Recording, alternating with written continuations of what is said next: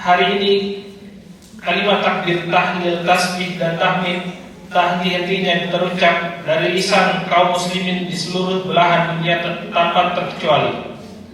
Menggetar hati, menggema di dalam sanubari, memenuhi setiap ruang di atas muka bumi yang akan menentukan rahmat, ampunan dan pahala dari Sang Ilahi Rabbi. Allahu Akbar, Allahu Akbar, Allahu Akbar. Para hadirin sidang khutbah Idul Adha yang dimuliakan Allah. Hari ini kita berada di hari raya yang mulia, hari yang penuh makna bagi kehidupan kita, hari di mana takbir, tahlil, tahmid dan tasbih yang kita ucapkan menjadi sebuah ikrar tauhid kita kepada Allah bahwa tidak ada suatu apapun yang lebih besar dari Allah. Tidak ada suatu apapun yang pantas dinomorsatukan kecuali Allah.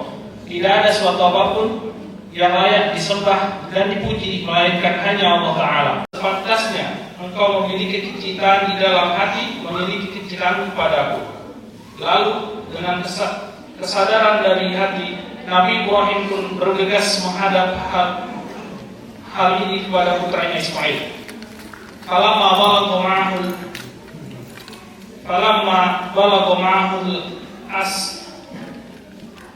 as'aqala ya bunayya inni ara fil manami inni adbahuka fanzur mada tara qala ya abati if'al ma tara satajidni insyaallah minas sabirin. Wahai anakku, sesungguhnya aku bermimpi bahwa aku menyembelihmu, maka pikirkanlah bagaimana pendapatmu. Dengan segala dan tanpa banyak bertanya, Nabi Ismail menjawab, wahai anakku, kerjakanlah apa yang diperintahkan oleh Allah. Insya Allah kau akan mendapatkanku sebagai orang yang sabar.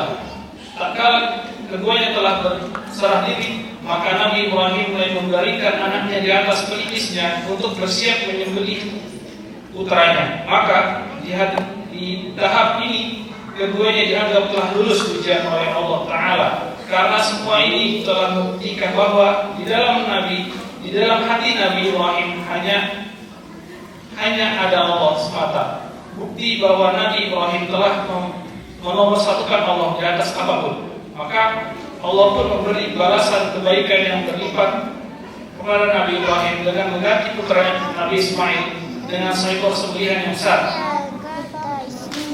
Fahadainahu bidabhin adhim wa tarakna alaihi fil akhirin.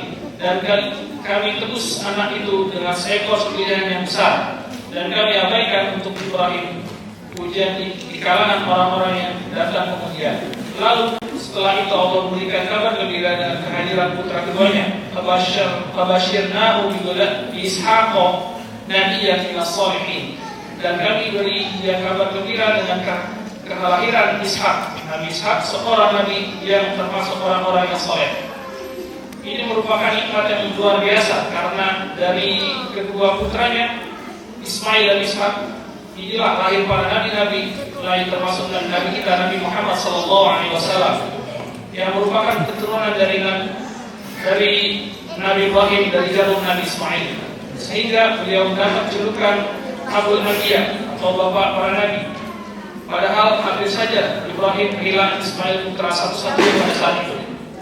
Tak cukup sampai situ, karena loyalitas keimanan kepada Allah itu luar biasa, hingga Allah memberikan segala Khalil. Allah memberikan Allahu Akbar, Allahu Akbar, walillahil hamd.